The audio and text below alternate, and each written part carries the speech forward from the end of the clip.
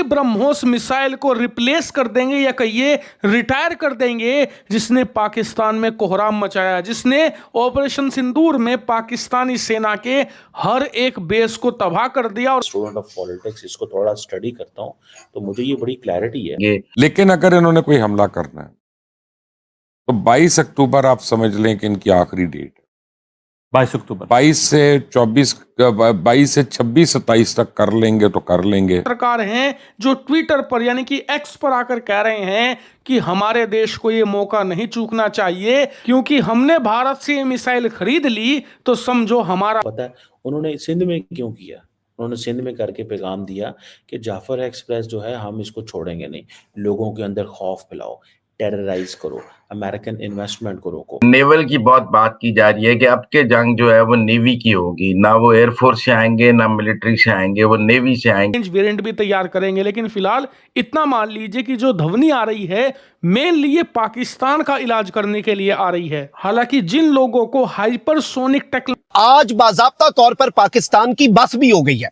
आज red line जो है जो कि बहुत पहले क्रॉस हो चुकी थी, आज पाकिस्तान के सबर का आखिरी पैमाना जो है वो भी बाज़ाब्ता तौर पर लबरेज हो चुका है। पड़ेगा उसको टेरराइज किया जा रहा है, नहीं नहीं यार मैंने नहीं जाना आइंदा, नहीं नहीं यार मैंने नहीं जाना आइंदा। तो देखिए ये सारी की सारी चीजें जो है ना दैट इज देयर, मुझे जाती तौर पर नजर आता है जब मैं तो भारत भी इसे नहीं रोक सकता, ना ही दुनिया का कोई देश, और इसीलिए भारत के जो करीबी देश हैं वो इसे एक्वायर करने के लिए बहुत ही ज्यादा विचलित हो रहे हैं। जैसे कि नामो निशान को ढूंढेगा, उसके इतने टुकड़े होंगे, ये बातें करेंगे, ये पद्मावत बनाएंगे इंडिया के ऊपर कि कभी हम भी खूबसूरत है। फ्रॉम द हाईएस्ट लेवल उनके ये स्टेटमेंट्स अब आ गए हैं। दैट इज वाई मैं आपके साथ इस पे बात कर रहा हूँ, क्योंकि प्रोबेबिलिटी तो पैदा हो गई कि जब एक मुल्क वजीर आजम भी कहते और फौजी सरबराह भी कहते तो प्रोबेबिलिटी तो पैदा हो गई। नमस्कार दोस्तों, अब ब्रह्मोस से भी ज़्यादा एडवांस मिसाइल आएगी और पाकिस्तान में जैसे ही पता चला है कि भारत ब्रह्मोस से भी ज़्यादा एडवांस मिसाइल बना रहा है, उसके बाद इनकी पूरी मीडिया में हड़कंप मच गया है।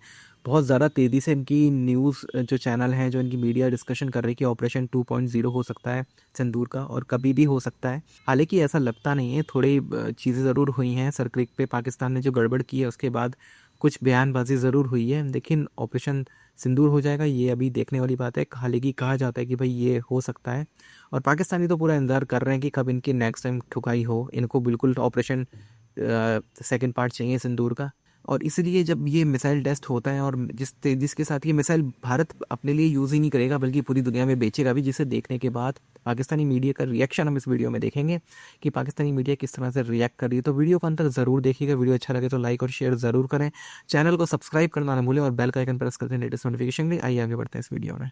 दोस्तों, मोदी जी और ट्रम्प के बीच में काफ़ी अच्छी दोस्ती थी, इसके बारे में काफ़ी चर्चा होती थी, और ऐसे 5 कारण हैं जिसकी वजह से ये दोस्ती टूट गई। अब वो कारण क्या है, अगर आप जानना चाहते हो आप ये वीडियो ज़रूर देखिएगा।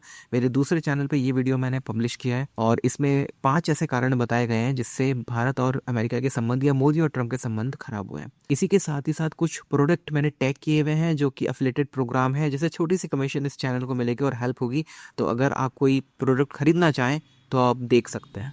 वीडियो अच्छा लगे तो लाइक और शेयर ज़रूर करें, चैनल को सब्सक्राइब करना ना भूलें और बेल का आइकन प्रेस कर दें लेटेस्ट नोटिफिकेशन के लिए। आया जी हाँ, हम उसी ब्रह्मोस मिसाइल को रिप्लेस कर देंगे या कहिए रिटायर कर देंगे जिसने पाकिस्तान में कोहराम मचाया, जिसने ऑपरेशन सिंदूर में पाकिस्तानी सेना के हर एक बेस को तबाह कर दिया। और सबसे खास बात, हमने जितनी भी ब्रह्मोस उस दौरान दागी, एक भी पाकिस्तान रोक नहीं पाया और एक भी ऐसी ब्रह्मोस मिसाइल नहीं थी जो अपने टारगेट से चूक गई हो।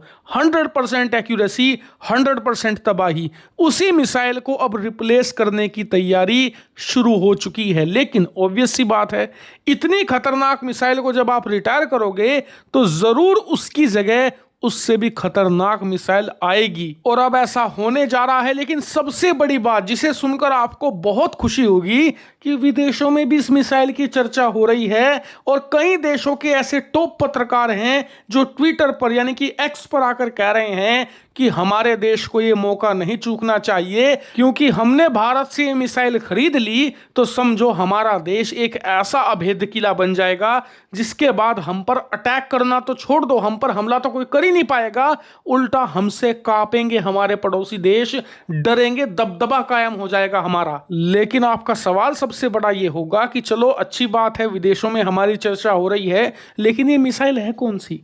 ऐसी कौन सी मिसाइल भारत ने बना ली जिसमें इतना दम है कि वो ब्रह्मोस को रिप्लेस कर दे, रिटायर करने पर मजबूर कर दे? तो उस मिसाइल का नाम है धवनी हाइपरसोनिक मिसाइल। जी हां, धवनी हाइपरसोनिक मिसाइल आ रही है। कब आ रही है? आने वाले 1 महीने के अंदर अंदर इसका टेस्ट होना तय है। कभी भी इसका टेस्ट हो सकता है और उसके बाद ये तुरंत भारतीय सेना को मिल जाएगी, यानी कि कुछ ही महीनों के अंदर भारतीय सेना के हाथ में एक ऐसा ब्रह्मास्त्र होगा जिसे रोकना, जिसे मार गिराना असंभव होगा, क्योंकि आप जानते ही हैं हाइपरसोनिक मिसाइल को रोकना इस समय इस धरती पर किसी के भी बस की बात नहीं है। ये एक ऐसा अजय हथियार है जिसे ना अमेरिका रोक सकता है, ना रूस, ना चीन, ना ही खुद भारत भी। और अभी तक सिर्फ रूस के पास हाइपरसोनिक हथियार मौजूद है, अब भारत के पास भी होगा धवनी हाइपरसोनिक मिसाइल के रूप में। और इतना ही नहीं, रिपोर्ट्स तो ये भी हैं कि शुरुआती धवनी हाइपरसोनिक मिसाइल 1000 किलोमीटर से कुछ ज्यादा दूरी रेंज की होगी, यानी कि एक मीडियम रेंज की हाइपरसोनिक मिसाइल होगी। उसके बाद हम इसके लॉन्ग रेंज वेरिएंट भी तैयार करेंगे, लेकिन फिलहाल इतना मान लीजिए कि जो धवनी आ रही है मेनली ये पाकिस्तान का इलाज करने के लिए आ रही है। हालांकि जिन लोगों को हाइपरसोनिक टेक्नोलॉजी के बारे में नहीं पता, उन्हें लग रहा होगा कि यार फिर भी ब्रह्मोस मिसाइल तो बहुत ही ज्यादा ताकतवर है, उसे ये कैसे रिटायर कर देगी? तो उन लोगों को थोड़ा सा मैं अंदाजा दे दूं, आसान भाषा में समझा दूं कि इस समय भारत के पास जो सबसे फास्टेस्ट ब्रह्मोस मिसाइल है ना, उससे कम से कम 5 गुना ज्यादा तेज रफ्तार से ये उड़ेगी। जी हां, 5 गुना तेज होगी ये ब्रह्मोस से। और इसीलिए जब ब्रह्मोस हम दुश्मन पर दागते हैं तो हमें उसमें विस्फोटक लगाना पड़ता है, ताकि जब ब्रह्मोस निशाने पर पहुंचे तो वहां पर जाकर धमाका करे। लेकिन ये इतनी भीषण रफ्तार से दुश्मन पर अटैक करेगी कि आपको विस्फोटक की जरूरत नहीं पड़ने वाली, क्योंकि जब धरती से ये टकराएगी तो इतनी काइनेटिक एनर्जी पैदा होगी जो ब्रह्मोस से कई गुना बड़ा धमाका कर देगी। सोचिए, बिना विस्फोटक के ही। और इसके अलावा आप इसमें परमाणु बम ले जा सकते हैं, किसी भी प्रकार के पेलोड को ये दुश्मन के दरवाजे तक डिलीवर करने में सक्षम है। और जैसा मैं आपको पहले ही बता चुका हूं, चाहे पाकिस्तान धरती का कोई भी एयर डिफेंस सिस्टम खरीद ले, कोई भी रडार ले आए, इसे रोका ही नहीं जा सकता।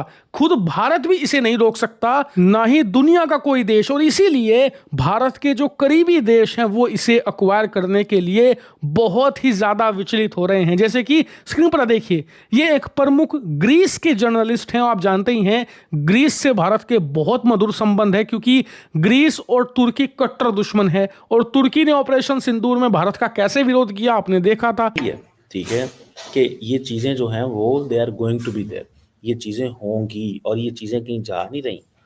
ये बेसिकली अमेरिकन इन्वेस्टमेंट जो आ रही है वहाँ पे पसनी के अंदर, जिसका अभी की हुकूमत कह रही है कि कोई सर पाँव नहीं है, बात नहीं हुई, ये हमने ऑफर नहीं किया, ये जो मैंने सरकारी सोर्सेज से हमें पता चला।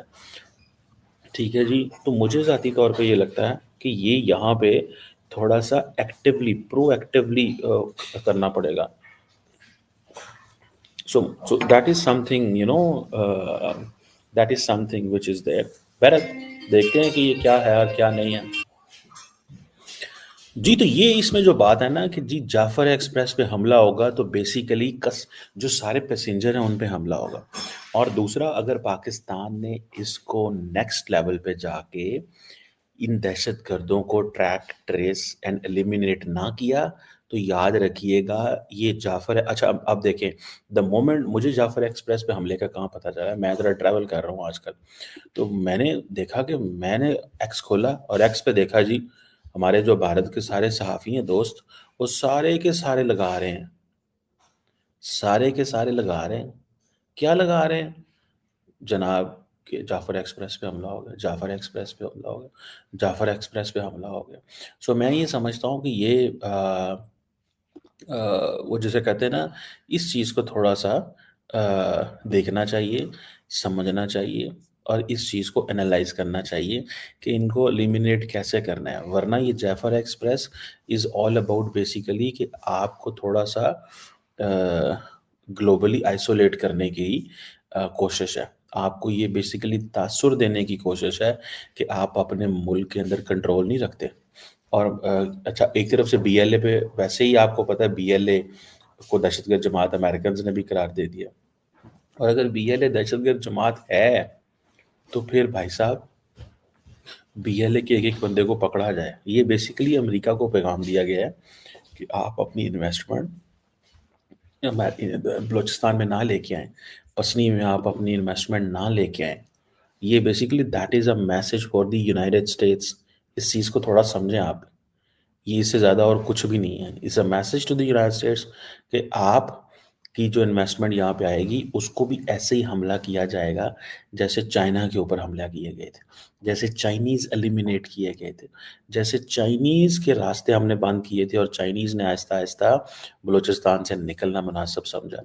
गो के चाइनीज़ वहाँ पे बैठे हुए हैं। दोस्तों मोदी जी और ट्रम्प के बीच में काफ़ी अच्छी दोस्ती थी, इसके बारे में काफ़ी चर्चा होती थी और ऐसे 5 कारण हैं जिसकी वजह से ये दोस्ती टूट गई। अब वो कारण क्या है, अगर आप जानना चाहते हो आप ये वीडियो ज़रूर देखिएगा।